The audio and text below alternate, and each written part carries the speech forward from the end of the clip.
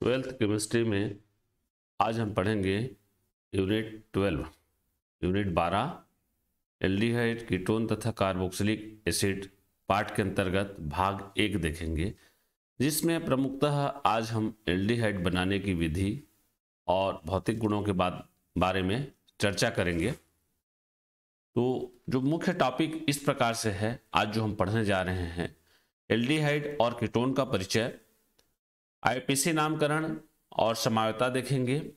फिर एल्डिहाइड और कीटोन बनाने की विधियां, वह विधि देखेंगे जिसमें एल्डिहाइड और कीटोन को एक ही विधि से बनाया जाता है, समान विधि से। साथ ही अलग अलग विधि से एल्डिहाइड और कीटोन बनाने की विधि भी देखेंगे। साथ में एल्डिहाइड कीटोन के भौतिक गुण की भी चर्चा करेंगे और एल्डिहाइड और कीटोन बनाने की जो विशेष विधियां हैं, इनाम वाली विधि हैं, उसका भी अध्ययन करेंगे, जिसमें प्रमुखतः रोजेनमुन अभिक्रिया, स्टीफेन अभिक्रिया, इटार्ड अभिक्रिया, गाटरमान अभिक्रिया, फ्रीडल क्राफ्ट अभिक्रिया। ये जो सभी अभिक्रियाएं बहुत महत्वपूर्ण है परीक्षा की दृष्टि से, आपको इसको पता रहना चाहिए। तो आइए क्रमशः हम पाठ की ओर आगे बढ़ते हैं और चलते हैं। सबसे पहले देखें एल्डिहाइड और कीटोन का परिचय। तो एल्डिहाइड और कीटोन को जनरली जो है कार्बोनिल ग्रुप के नाम से जानते हैं, जिसमें कार्बन और ऑक्सीजन के बीच में डबल बंड होता है। उसमें से एक सिग्मा बंध होता है और दूसरा पाई बंध होता है। तो कार्बोनिल यौगिक के नाम से जाने जाते हैं। कार्बोनिल शब्द आया तो आप एल्डिहाइड और कीटोन दोनों को मान सकते हैं। उसके अन्य प्रकार भी हैं, बाद में हम देखेंगे। एल्डिहाइड और कीटोन का परिचय, तो इसको कार्बोनिक COO समूह को कार्बोनिल समूह कहते हैं और एल्डिहाइड कीटोन कार्बोनिल समूह के अंतर्गत ही आते हैं। यदि इनकी दोनों संयोजकताएं हाइड्रोजन से या एक संयोजकता हाइड्रोजन से और दूसरी संयोजकता एल्किल समूह से जुड़ी हो तो एल्डिहाइड बनते हैं। जैसे यहाँ पे दो संयोजकता की बात किया गया है, H जुड़ जाए यहाँ पे और इसमें भी H, तो दोनों संयोजकता यदि हाइड्रोजन हो जाए तो एल्डिहाइड होगा। ठीक है। यदि एक संयोजकता हाइड्रोजन हो और दूसरा में कोई एल्किल ग्रुप जुड़ा हो, CH3 वगैरह, C2H5, तो एल्डिहाइड होगा। ठीक है। अगर दोनों संयोजकताएं एल्किल समूह से जुड़ी हों तो कीटोन बनता है। अगर दोनों के दोनों में R ग्रुप जुड़ा रहे तो कीटोन होगा। ठीक है। तो कार्बोनिल समूह में आप इस प्रकार से अंतर कर सकते हैं एल्डिहाइड और कीटोन को सूत्र के द्वारा देख करके। एल्डिहाइड और कीटोन को सम्मिलित रूप से कार्बोनिल समूह भी कहते हैं। इनका सामान्य सूत्र CnH2NO होता है, दोनों के लिए एक ही सूत्र है।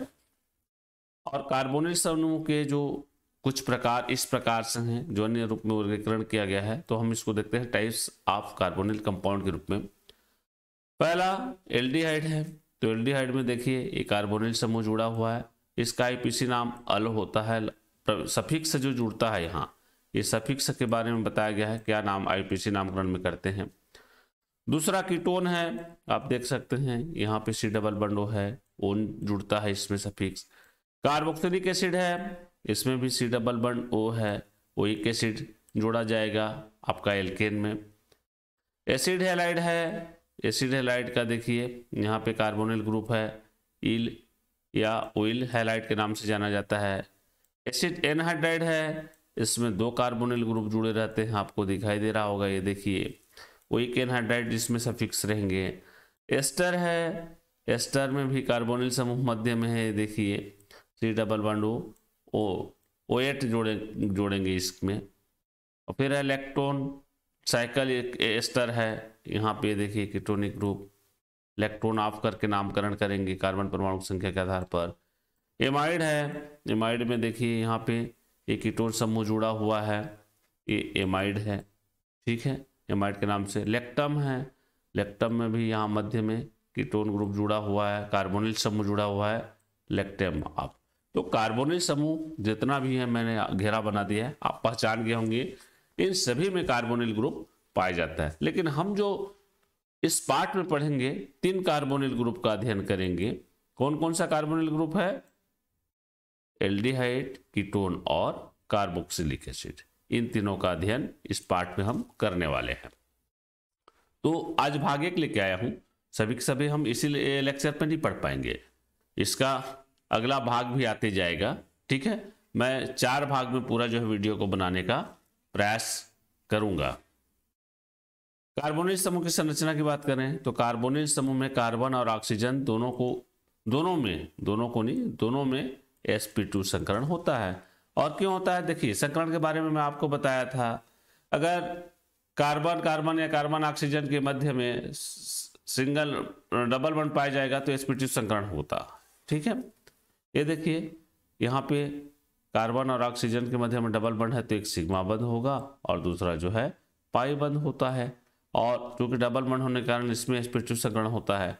अच्छा, यहाँ पे एक चीज़ और देख रहे हैं आप, यहाँ पे इसको जो है आवेश के रूप में दिखाया गया है, कार्बन को धन आवेश और इसको ऋण आवेश के रूप में, लेकिन ये आंशिक होता है, आंशिक का चिन्ह भी आपको लगाना होगा।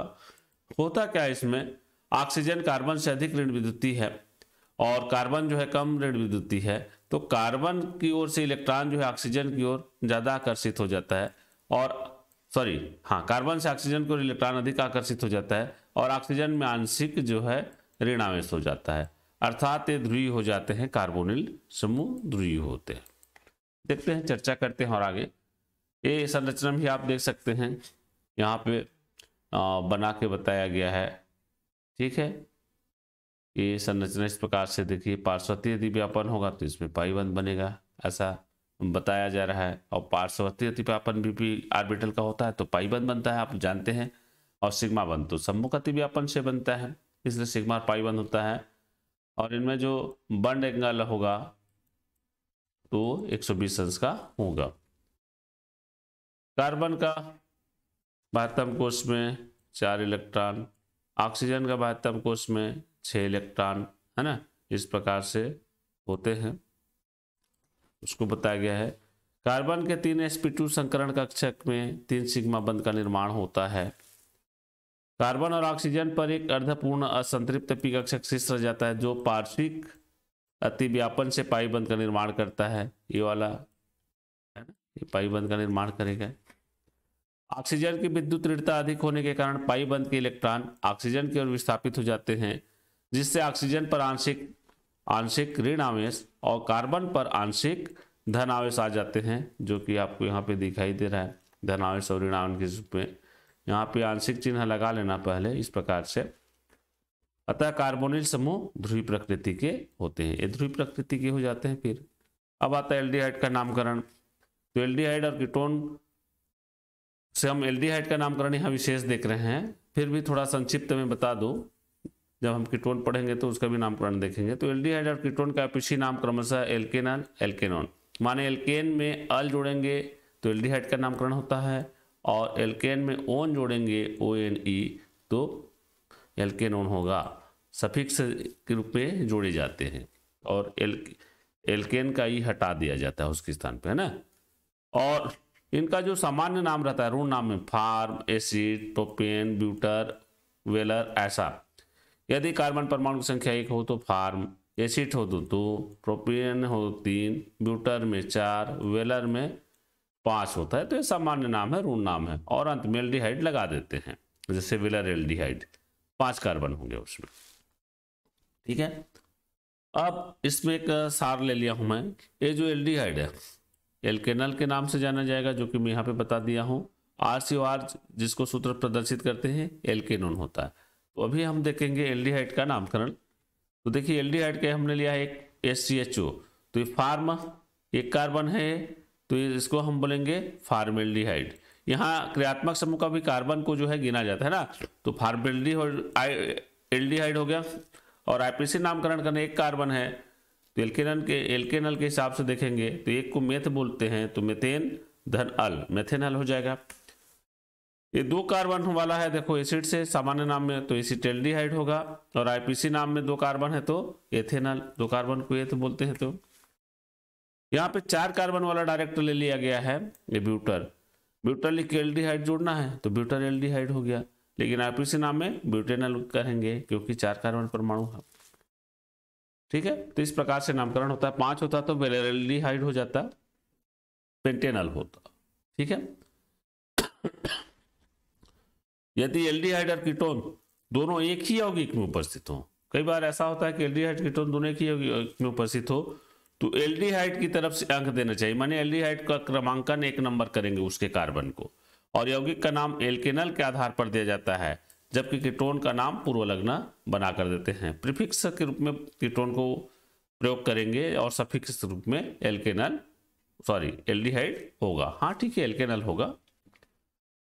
समायता की बात करें तो एल्डिहाइड और कीटोन एक दूसरे के समावी होते हैं क्योंकि दोनों का सूत्र CnH2O होता है, और इस प्रकार से समायता प्रदर्शित करते हैं।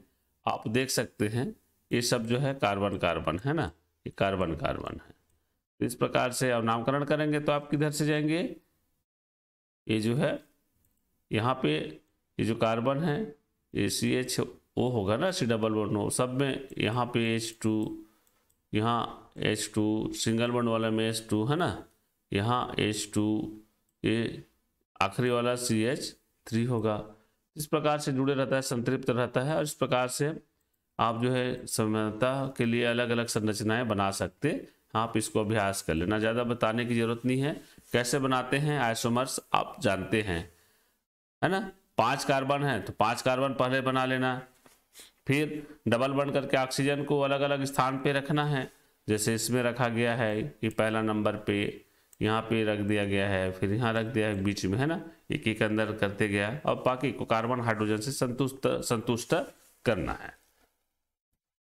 एल्डिहाइड कीटोन बनाने की विधि, हम इसमें उस विधि का अध्ययन करेंगे जिसमें एल्डिहाइड और कीटोन दोनों बनता है।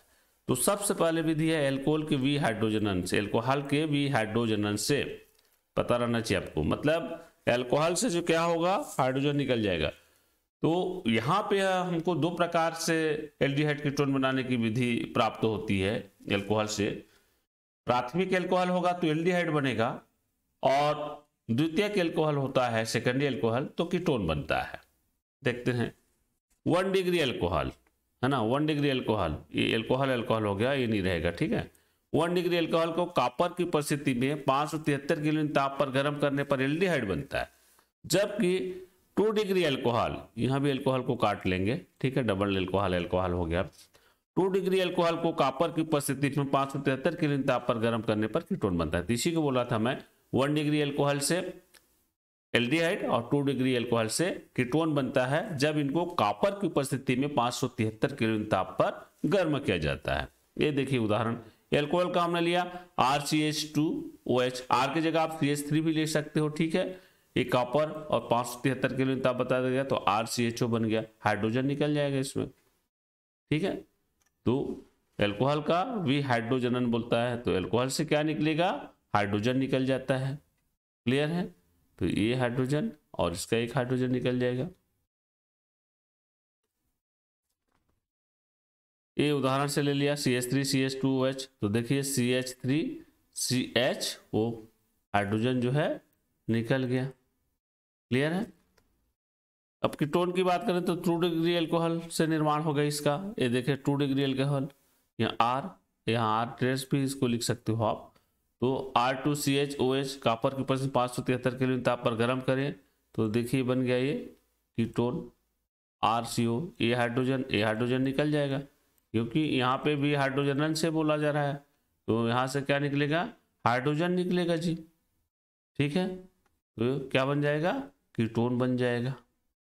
इस प्रकार से आप जो है एल्डिहाइड और कीटोन का निर्माण कर सकते हैं। तो देखिए एल्कोहल से दोनों बन रहा है, बस आपको याद रखना है 1 डिग्री एल्कोहल से एल्डिहाइड बनेगा, 2 डिग्री एल्कोहल से कीटोन बनेगा, और दोनों में ही कॉपर की उपस्थिति में 573 केल्विन ताप पर गर्म किया जाएगा। कॉपर की उपस्थित हो गया है, आप इनको जो है उपस्थिति लिख लेना, ठीक है।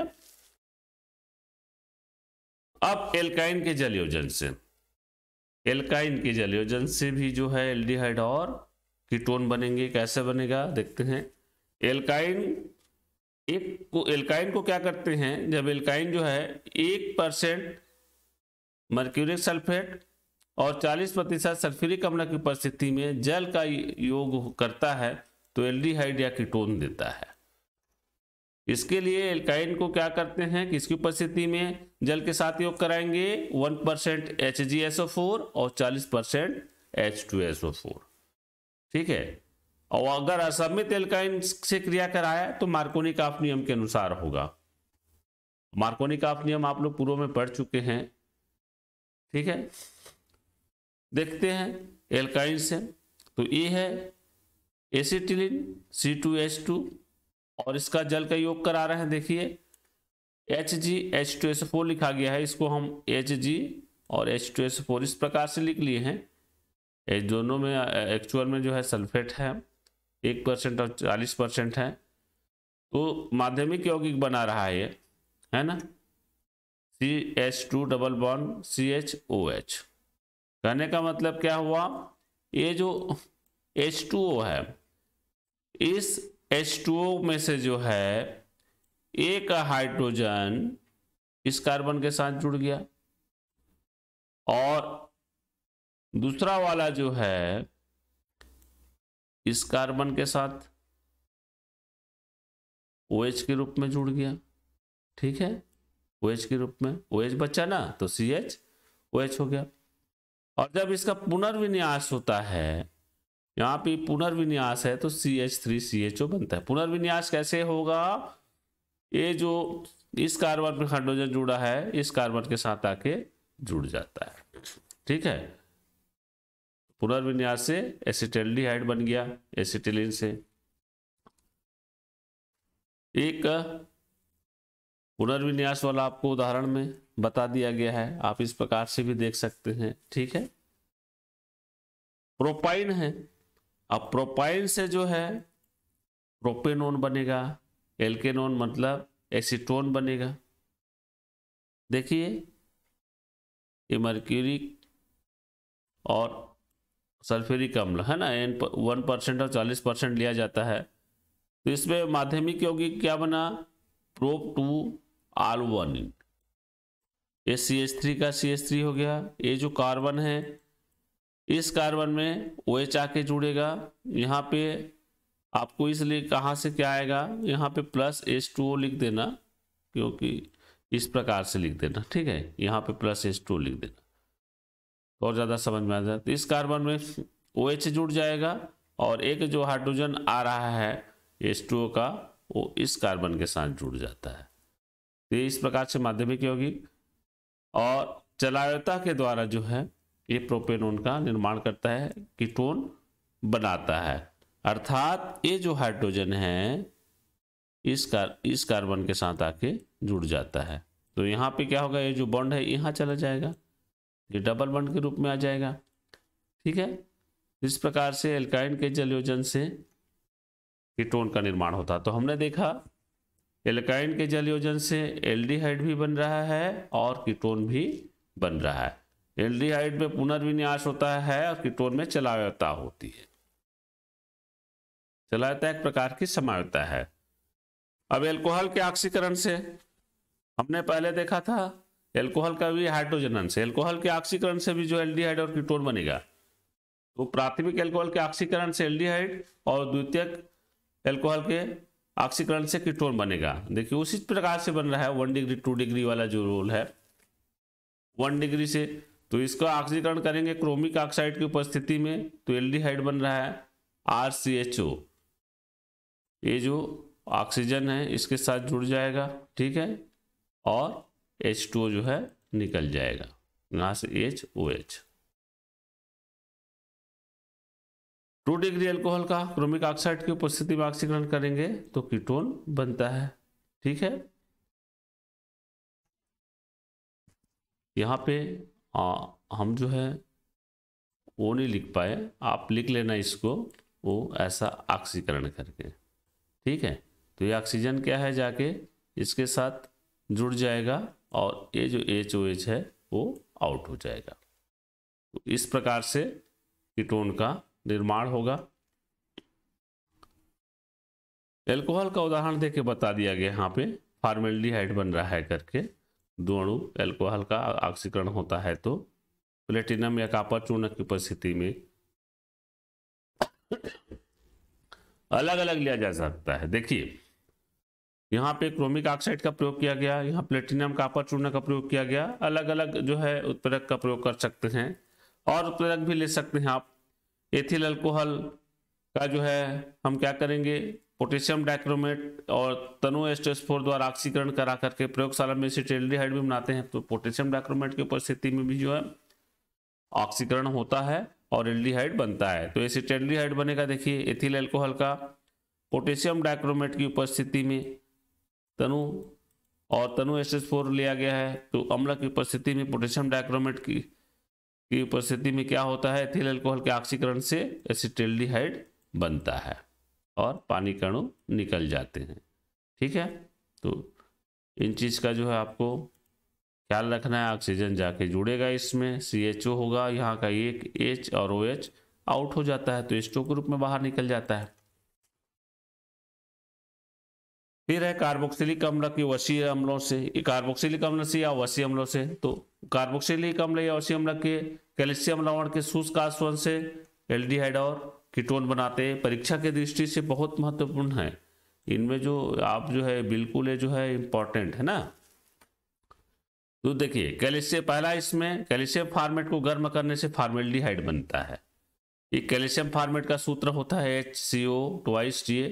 शुष्क आसवन किया जाएगा इसका तो फॉर्मेल्डिहाइड बनता है। ठीक है, और CaCO3 जो है बाहर हो जाता है जब शुष्क आसवन इसका किया जाता है। तो कैल्शियम एसिटेट को गर्म करने से एसीटोन बनता है, याद रखेंगे, कैल्शियम फॉर्मेट से फॉर्मेल्डिहाइड। कैल्शियम एसिटेट का शुष्क आसवन करेंगे तो एसीटोन, शुष्क आसवन या गर्म करने से बोला जाता है, इसको आपको समझना होगा। तो देखिए कैल्शियम एसिटेट का हम शुष्क आसवन कर रहे हैं CH3CO (2) का, तो एसीटोन बनता है। ठीक है, कैल्शियम कार्बोनेट तो दोनों में बाहर निकलेगा तो एसीटोन बनेगा। ठीक है, आप इसको ना समझने के लिए ऐसे भी कर सकते हो, CH3COO CH3, यहाँ पे C कर देते हैं, COO, ट्रिक बता देता हूँ आपको, और CA। अब ये जो ट्रिक है आप इस पे ध्यान देंगे तो देखिए क्या बना रहा है, CH3CO CH3। तो यहां से जो CaCO3 वाली बात है, ये जो CaCO3 ये निकल जाता है, ये निकलेगा। ठीक है, आप ट्रिक से इस प्रकार से ध्यान रखेंगे तो क्या बचा हमारे पास, CH3CO CH3। ये ट्रिक है, आप इस प्रकार से याद कर सकते हैं इसको। कैल्शियम फॉर्मेट का शुष्क आसवन किया उसका भी आप बना सकते हो भाई, HCOO HCOO और यहाँ क्या है Ca। अब फॉर्मेल्डिहाइड बनता है तो CaCO3 बाहर निकलता है, आपको पता है, तो CaCO3 बाहर निकलता है तो यहाँ भी आप उसी प्रकार से कर दीजिए, CaCO3 को बाहर कर दो तो क्या बचा HCHO। ठीक है, ये बच गया, तो फॉर्मेल्डिहाइड बना। ये ट्रिक है, आप इस ट्रिक के माध्यम से जो है इसको याद कर सकते हैं। ये देखिए कैल्शियम एसिटेट का शुष्क आसवन करते हैं तो एसीटोन बनता है। मैंने इसको जो ट्रिक बोल रहा था ट्रिक के माध्यम से बता दिया मैं, ये ट्रिक है आपके लिए। ठीक है, इस ट्रिक को याद रखना। तो क्या निकलेगा, क्या बनेगा, स्पष्ट दिख रहा है। फॉर्मेल्डिहाइड कैल्शियम फॉर्मेट का भी वैसे आप कर सकते हो। तो बहुत महत्वपूर्ण है, क्या होता है जब में पूछा जाता है ना, एल्कीन के ओजोनीय अपघटन से, एल्कीन का ओजोन के साथ अपघटन किया जाता है, जल अपघटन कराई जाती है। तो देखो एल्कीन है CH2 double bond CH2 C2H4 है, ये ओजोन है। अब कार्बन टेट्राक्लोराइड की उपस्थिति में इसका जो है ओजोन का योग होता है तो एथिलीन ओजोनाइड बनता है। ओजोन में 3 ऑक्सीजन है, तो देखो पहला ऑक्सीजन, दूसरा ऑक्सीजन, तीसरा ऑक्सीजन इससे जुड़ गया, तो है ना। तो ये जो रहता है आप इसको जुड़ने के लिए यहाँ पे वो कर दो जी, ये जो बन रहता है डबल बंड को सिंगल बंड कर सकते हो समझने के लिए, इसको ऑक्सीजन को जोड़ दो इस प्रकार से, जो कि आपको दिखाई दे रहा है यहाँ पे एथिलीन ओजोनाइड के रूप में। जब एथिलीन ओजोनाइड बनता है या ओजोनाइड बनता है तो जिंक चूर्ण की उपस्थिति में जल अपघटन किया जाता है ना। जिंक एक चूर्ण के रूप में रहता है और जल अपघटन करते हैं तो 2 अणु फॉर्मेल्डिहाइड के प्राप्त होते हैं, SCHO बनता है, इसमें H2 जो है निकल जाता है। ठीक है, तो HCHO या CH2O कर सकते हो, CH2O कर सकते हो, HCHO SCHO, ये दोनों अणु जो है, दो अणु फॉर्मेल्डिहाइड के प्राप्त होते हैं। एल्केन के ओजोन अपघटन से इस प्रकार से हम फॉर्मेल्डिहाइड प्राप्त करते हैं। अन्य उदाहरण भी लिख सकते हैं आप। एल्डिहाइड बनाने की विधि, अब जो है हम एल्डिहाइड बनाने की विशेष विधि का अध्ययन करेंगे। अभी तक जो देख रहे थे वो एल्डिहाइड और कीटोन बनाने की सामान्य विधियां थी, उन विधियों से एल्डिहाइड और कीटोन दोनों बनता था। अब विशेष विधि आ रही है तो इनको आपको और महत्वपूर्ण रूप से याद करना पड़ेगा, बहुत महत्वपूर्ण आ जाता है परीक्षा की दृष्टि से, है। तो सबसे पहले रोजेनमुन अपचयन अभिक्रिया या रोजेनमुन अभिक्रिया करके नाम से भी जाना जाता है, मोस्ट इंपॉर्टेंट है ये, आपको तो ये अभिक्रिया जो है याद होना ही चाहिए। देखिए इसमें क्या करते हैं, एसिल क्लोराइड के उबलते जाइलिन युक्त विलयन में, एसिल क्लोराइड के उबलते जाइलिन युक्त विलयन में पैलेडियम और बेरियम सल्फेट की उपस्थिति में हाइड्रोजन द्वारा अपचयन से एल्डिहाइड बनता है। अब एसिल क्लोराइड का सूत्र CH3COCl होता है ना, ये देखिए RCOCl, R की जगह CH3 भी लिख सकते हो आप। एसिल क्लोराइड हो गया, उबलते जाइलिन, जाइलिन लिख दिया गया, आप चाहो तो उबलते जाइलिन भी लिख सकते हो युक्त, तो उबलते जाइलिन युक्त विलयन है एसिल क्लोराइड का। अब इस पे पैलेडियम और बेरियम सल्फेट मिला दिया जाता है और इसकी उपस्थिति में जब हाइड्रोजन द्वारा अपचयन की राय जाती है तो एल्डिहाइड बनता है। एल्डिहाइड बनाने की स्पेशल विधि है, इसमें HCl जो है बाहर निकल जाता है। तो देखिए ये जो अपचयन हो रहा है तो यहाँ का एक हाइड्रोजन जाके इस कार्बन के साथ जुड़ता है और इस Cl को प्रतिस्थापित कर देता है, तो एक Cl और एक H माने HCl के रूप में बाहर निकल जाता है। ठीक है, ये देखिए एसिटिल क्लोराइड H2, इस प्रकार से आप एक लाइन में लिख सकते हो। आप एसिटिल क्लोराइड का उदाहरण लेके एसिटिल्डिहाइड बनना बताया गया है। यहाँ जाइलिन है, यहाँ भी आप जाइलिन लिख लेना। बेंजाइल क्लोराइड के साथ भी अगर क्रिया कराएं, हम हाइड्रोजनीकरण करें इसमें, है ना, एरोमेटिक यौगिक भी दे रहे हैं इसको, तो बेंजल्डिहाइड बनता है। कहने का मतलब एरोमेटिक एलिफेटिक दोनों प्रकार के एल्डिहाइड इस विधि से बनाई जाती है। तो बेंजल्डिहाइड लेंगे तो वो स्वाभाविक है, एक हाइड्रोजन आता है Cl को प्रतिस्थापित कर देता है, अपना स्थान ले लेता है वो, है ना। तो इस प्रकार से आप रोजेनमुन अपचयन अभिक्रिया को समझ सकते हैं। बहुत महत्वपूर्ण है, क्या होता है जब में पूछा जाता है, नाम से पूछा जाता है या खालिस्तान में भी पूछा जा सकता है, या एसिड क्लोराइड से कैसे प्राप्त करोगे आप एल्डिहाइड। ये देखिए बेंजाइल क्लोराइड का मैं सूत्र के, और इसी का है, इसको इस सूत्र के माध्यम से बता दिया, रिंग के माध्यम से बेंजीन रिंग को लेते हुए। तो इस प्रकार से भी आप लिख सकते हो इसको। ठीक है, तो ये लिखो चाहे ये लिखो, बेटर होगा ये आप लिखो, ये आपको सरल जाएगा। ये Cl को हटा के यहाँ पे ये चला लेते हैं। ठीक है, अब आता है स्टीफेन अभिक्रिया, ये भी महत्वपूर्ण अभिक्रिया है। नाम वाले अभिक्रिया तो महत्वपूर्ण होते हैं, आप जानते हैं। जब साइनाइड जिसको नाइट्राइल बोलते हैं CN ना, का अपचयन SnCl2 स्टेनस क्लोराइड और सांद्र HCl की उपस्थिति में, स्टेनस क्लोराइड सांद्र HCl की उपस्थिति में किया जाता है, तो पहले एल्डिमिन बनता है और इसका जल अपघटन करने से एल्डिहाइड बनता है। देखिए दो स्टेप में हो रहा है, ये एल्किल साइनाइड हो गया, नाइट्राइल हो गया ना, स्टेनस क्लोराइड और HCl है, तो ये क्या बना लिया, एल्डिमिन बना लिया। देखिए, और इसका जल अपघटन कर रहे हैं तो एल्डिहाइड बनता है। ठीक है, इस चीज को आपको जो है याद रखना है। तो RCN SnCl2 HCl, ठीक है, तो RCH डबल बॉन्ड NH बना दिया। क्या बना दिया, RC तो ये रहेगा, ठीक है, उसके बाद H रहेगा इसका HCl का, और N रहेगा, फिर H जुड़ रहा है SnCl4 के रूप में निकल जाता है। ये जो है उसको 2 मोल लेते हैं आप, 2 मोल लेंगे। ठीक है, तो क्या होगा, ये SnCl4 ये निकल जाएगा Cl4 के रूप में, ये निकल जाता है। तो हाँ 2H बचा ना, तो RC फिर H को लिखे, फिर N को लिखे, फिर H को लिखे, एल्डिमिन है वो, और फिर हाइड्रोलिसिस होता है तो RCHO बना देता है। ये जो है ऑक्सीजन आके जुड़ जाएगा इसके साथ में, तो RCHO बना दिया। ठीक है, यहाँ 2H2 बचा, तो है ना RCH, तो यहाँ NH है, तो NH है मतलब ये NH3 के रूप में ये बाहर निकल जाता है। इस प्रकार से आप इसको याद कर सकते हैं स्टेफेन अभिक्रिया को। ठीक है,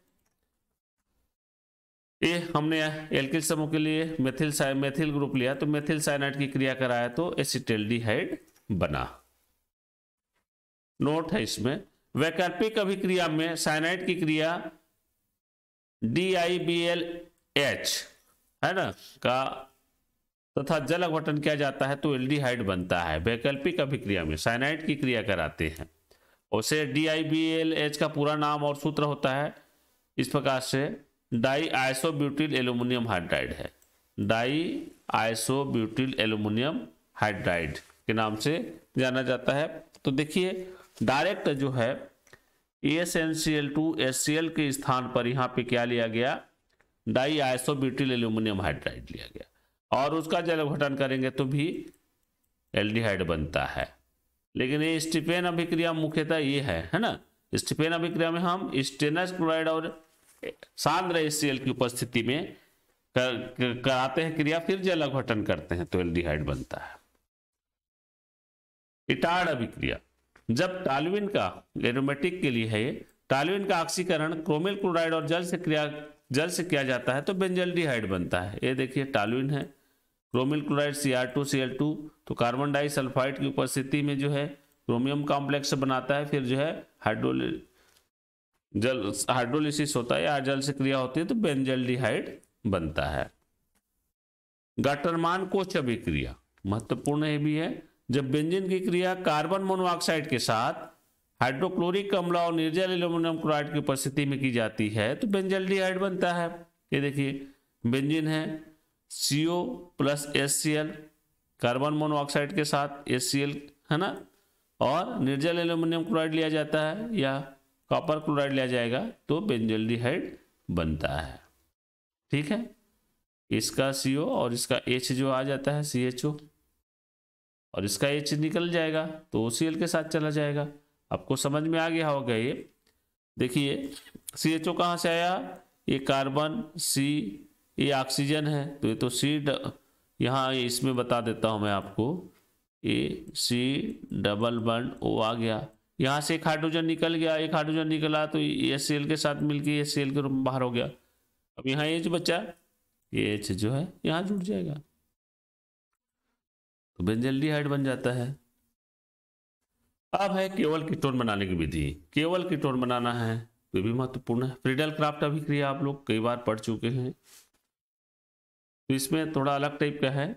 निर्जल एल्यूमिनियम क्लोराइड की उपस्थिति में बेंजीन की क्रिया बेंजोइल क्लोराइड से की जाती है या एसिटिल क्लोराइड, ये एसिटिल क्लोराइड है और ये बेंजोइल क्लोराइड है। ठीक है, तो क्रमशः एसिटोफिनोन और बेंजोफिनोन, एसिटिल क्लोराइड से करेंगे तो एसिटोफिनोन बनेगा, बेंजोइल क्लोराइड से कराएंगे तो बेंजोफिनोन बनेगा। फ्रीडल क्राफ्ट अभिक्रिया में बेंजीन के साथ और अन्य के साथ आप पढ़ चुके हैं, तो यहाँ पे केवल कीटोन बनाना है तब फ्रीडल क्राफ्ट अभिक्रिया हम लागू कर रहे हैं। तो देखिए ये बेंजीन है, बेंजीन के साथ में हम एसिटिल क्लोराइड जिसको एथिनॉल क्लोराइड बोलते हैं CH3COCl है ना, इसके साथ करा रहे हैं तो क्या बनेगा, एसिटोफिनोन बनेगा बोलता है। निर्जल एल्यूमिनियम क्लोराइड की उपस्थिति में होगी एनहाइड्रस एल्यूमिनियम क्लोराइड, देखिए तो क्या बन गया, मेथिल फेनिल कीटोन या एसिटोफिनोन बोला जाता है। ये जो COCH3 ग्रुप है, ये COCH3 ग्रुप है, ये आके इसके साथ जुड़ जाएगा, यहाँ से एक H निकलेगा और इस Cl के साथ में HCl के रूप में बाहर हो जाता है। बिल्कुल आसानी से आप इसको समझ सकते हैं। ठीक है, बेंजीन का बेंजोइल क्लोराइड के साथ अभिक्रिया कराएंगे तो सेम टाइप का होगा। ये जो C6H5CO है, यहाँ बेंजीन रिंग से आके जुड़ेगा, यहाँ का एक हाइड्रोजन प्रतिस्थापित हो जाएगा, यहाँ से हाइड्रोजन निकलेगा और HCl के साथ मिल जाएगा, HCl के रूप में बाहर होगा, तो यहाँ पे C6H5 जो है जुड़ जाएगा। ये देखिए इस प्रकार से निर्जल एल्यूमिनियम क्लोराइड की उपस्थिति में COC6H5 जुड़ गया, ये बेंजोफिनोन है। ठीक है, तो इस प्रकार से फ्रीडल क्राफ्ट अभिक्रिया का जो उपयोग है कीटोन बनाने में किया जाता है। कुछ बातें, जब एसिल क्लोराइड की क्रिया एल्किल कैडमियम से की जाती है तो कीटोन बनते हैं, एक अन्य विधि है। तो एल्किल एसिल क्लोराइड की क्रिया जो है एल्किल कैडमियम से किया गया तो भी कीटोन बन रहा RCOOR। ठीक है, क्या बन रहा है RCOOR। कहने का मतलब ये है ए जो है Cl और ए जो है निकल जाएंगे, तो RCOOR हो जाएगा। ये जो अलग चिन्ह से प्रदर्शित किया गया है वो रहेंगे, आपको समझ में आ गया होगा। ठीक, एल्किल साइनाइड की क्रिया ग्रिग्नार्ड अभिकर्मक से करके जल अपघटन करने से भी कीटोन बनता है। ठीक है, क्या होता है जब एल्किल साइनाइड की क्रिया ग्रिग्नार्ड अभिकर्मक से की जाती है तो आ जाएगा इसमें तो। ठीक है, तो फिर जल अपघटन किया जाता है, तो जल अपघटन करेंगे तो क्या होगा, कीटोन बनता है RCOR। तो देखिए यहाँ RC है, ये ऑक्सीजन है, एक सेम कलर में ले लिया हूं मैं OR। ठीक है, ये तो टूटता है, आप जान रहे हो ना। अब टूटता है तो इसमें क्या बाहर निकलेगा आपका MgXOH, दो अणु पानी का ले लेते हैं इसमें। ठीक है, और NH3 के रूप में भी जो है ये निकलता है, मतलब यहां जो निकलेगा तो जो बन रहा है इसमें RC, यहां पर से O और यहां पर से R, ये जो है इस प्रकार से बनेगा। ठीक है, सॉरी ये N अलग होगा, N अलग हो जाएगा, RCOR कीटोन बनेगा। ठीक है, इस प्रकार से आप इसको जो है समझ सकते हैं। एक्चुअल में ये क्या निकलेगा, यहाँ जो है MgOH बाहर निकल जाएगा, ये दो अणु पानी का रहता है यहाँ पे। ठीक है, तो दो अणु पानी का रहेगा तो OH के रूप में निकल गया OH, 4 हाइड्रोजन है, अब 3 हाइड्रोजन बचा तो यहाँ पे नाइट्रोजन है और एक अमोनिया बनता है, सह उत्पाद अमोनिया निकलता है, तो ये निकलेंगे। कार्बोनिल यौगिक के भौतिक गुण, तो फार्मेल्डिहाइड के 40% जलीय विलयन को फार्मेलिन कहते हैं। याद रखेंगे फार्मेलिन क्या है, इसका उपयोग बताइए करके पूछा जाता है। तो फार्मेल्डिहाइड के 40% जलीय विलयन को फार्मेलिन कहते हैं और इसका उपयोग कीटाणुनाशी में किया जाता है, मृत जीवों के प्रतिदर्श के परिरक्षण में। आप लोग विद्यालयों में देखे होंगे, बॉटल में जो है बायो के लैब में, वहाँ पे केचुआ कुछ जो है और मरे जीव के अवशेष को जो है बॉटल में जो है पानी के अंदर रखा जाता है, ऐसा लगता है लेकिन वो पानी नहीं है, एक्चुअल में वो फार्मेलिन है। इस मृत जीव के प्रतिदर्श को रखते हैं, उसमें नहीं सड़ता है, सुरक्षित रहता है। तो फार्मेल्डिहाइड, एसिटल्डिहाइड, एसीटोन तीक्ष्ण गंध युक्त पदार्थ है। कार्बन की संख्या बढ़ने के साथ तीक्ष्ण गंध का आना कम हो जाता है, जबकि सुहावनी गंध आने लगती है, मधुर गंध आने लगती है। और फार्मेल्डिहाइड, एसिटल्डिहाइड, एसीटोन जल के साथ हाइड्रोजन बंध बनाते हैं, है ना। हाइड्रोजन बंध बनाने के कारण ये जल में मिले हैं। आप लोग जानते हैं जो भी अणु जल के साथ हाइड्रोजन बंध बनाया जल में घुल जाता है, अर्थात हम इसको बोलते हैं विलेयता। इसकी समानुपाती 1/, अणुभार के, अर्थात अणुभार बढ़ते जाएगा तो विलेयता जो है कम होती जाएगी। और देखिए हाइड्रोजन बंध बनाने वाला हमने दिखाया है RRC11OHOH, है ना। जल के अणु के साथ में यहाँ पर हाइड्रोजन बंध बनता है, ऑक्सीजन और हाइड्रोजन दोनों अणु के मध्य में जो हाइड्रोजन बंध बना हुआ है ये जो है ये है H बंध, ये हाइड्रोजन बंध है। ठीक है, इसके कारण जल में विलय होता है। कार्बन की संख्या बढ़ने के साथ साथ इनकी जल विरोधी भाग बढ़ती है, और जल विरोधी भाग माने R, एल्किल ग्रुप बढ़ता है, तो जल के साथ हाइड्रोजन बंध बनाने की क्षमता कम होती जाती है, अतः जल में विलेयता कम होती जाती है। एल्कोहल का क्वथनांक कार्बोनिल यौगिक से अधिक होता है, क्यों? तो इसका कारण है एल्कोहल में अंतरणुक हाइड्रोजन बंध के कारण संगुणन होता है। कार्बोनिल यौगिक में कीटोन का क्वथनांक अधिक होता है क्योंकि एल्डिहाइड की तुलना में कीटोन अधिक ध्रुवीय होता है, 2 एल्किल ग्रुप रहता है ना, तो इस कारण जो है वो अधिक ध्रुवित हो जाता है, जिससे कीटोन के अणु के मध्य प्रबल द्विध्रुव आकर्षण होता है। भाई ये R है कीटोन का देख रहे हैं C11O, इधर से जा रहा है इलेक्ट्रॉन जो है, कार्बन पे आएगा तो कार्बन वाले का फिर जो है ये अधिक ऋण विद्युत है तो ये अपना लेता है, तो यहाँ आंशिक ऋण आवेश, यहाँ आंशिक धन आवेश। और जबकि एल्डिहाइड में देखते हैं R311OH, तो इसमें क्या और किधर से एक ही एल्किल समूह है, इसलिए कम ध्रुवीय होगा कीटोन जो है। क्वथनांक इनके अणुभार के समानुपाती होते हैं, अणुभार बढ़ते जाएगा कीटोन का क्वथनांक बढ़ते जाएगा। देखिए तो सब क्वथनांक का जो क्रम है, एल्कोहल का क्वथनांक सबसे अधिक होगा, फिर उससे अधिक कम कीटोन का, उससे कम एल्डिहाइड का, उससे कम ईथर का और सबसे कम एल्केन का होता है। तो ये क्वथनांक का घटता क्रम है। कार्बोनिल यौगिक का क्वथनांक ईथर से अधिक होता है, क्यों? तो इसका कारण है ईथर कम ध्रुवीय होता है जबकि कार्बोनिल यौगिक अधिक ध्रुवीय होता है। एल्केन के अणुओं के मध्य दुर्बल वांडर बल होते हैं, इस कारण क्वथनांक सबसे कम होता है। एल्केन का क्वथनांक सबसे कम होने का कारण क्या है? इनके मध्य जो है दुर्बल वांडर वाल बल होते हैं। तो क्वथनांक के लिए सबके बारे में अलग अलग दे दिया गया, इनसे प्रश्न पूछे जाते हैं, आपको समझना होगा क्या प्रश्न पूछ रहा है। एल्डिहाइड और कीटोन में नाभिक स्नेही योगात्मक अभिक्रिया होती है, तो क्या होता है नाभिक स्नेही योगात्मक अभिक्रिया में? वे अभिक्रिया जिनमें नाभिक स्नेही पहले और इलेक्ट्रॉन स्नेही बाद में प्रहार करता है, उन्हें नाभिक स्नेही योगात्मक अभिक्रिया कहते हैं। ये क्रियाएं एल्डिहाइड कीटोन दोनों में होती है। और याद रखने वाली बात है इसमें, कार्बोनिल समूह के कार्बन पर इलेक्ट्रॉन का घनत्व तो जितना कम होगा, न्यूक्लियोफिलिक उतने ही सुगमता से आसानी से प्रहार करेंगे, जिससे नाभिक स्नेही योगात्मक अभिक्रिया तेज गति से होती है। और कार्बोनिल समूह के कार्बन पर जितने ज्यादा बड़े आकार के एल्किल समूह होंगे, प्रस्थायी प्रभाव अधिक होगा और उसके कारण कार्बोनिल समूह के कार्बन पर इलेक्ट्रॉन का घनत्व बढ़ जाएगा, जिससे इन अभिक्रियाओं की प्रतिक्रियाशीलता कम हो जाएगी।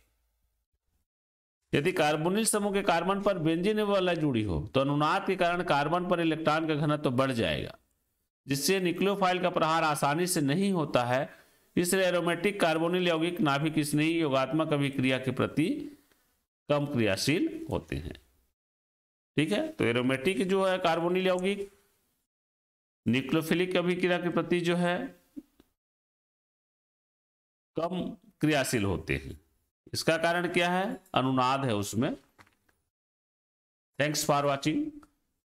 तो ये था हमारा यूनिट 12 एल्डिहाइड, कीटोन और कार्बोक्सिल पार्ट से पहला वीडियो, जिसमें हमने देखा एल्डिहाइड कीटोन बनाने की सामान्य विधियां देखी और एल्डिहाइड और कीटोन बनाने की स्पेशल विधि देखी। साथ में भौतिक गुणों का अध्ययन किया गया, सभी महत्वपूर्ण है, आप अच्छे से पढ़ लीजिए। और इनका जो है अगला वीडियो हम कीटोन का लेके आएंगे भाग 2 में, उनके रासायनिक गुणों के साथ में भी एल्डिहाइड और कीटोन दोनों का रासायनिक गुण देखेंगे। ठीक है, तब तक के लिए धन्यवाद।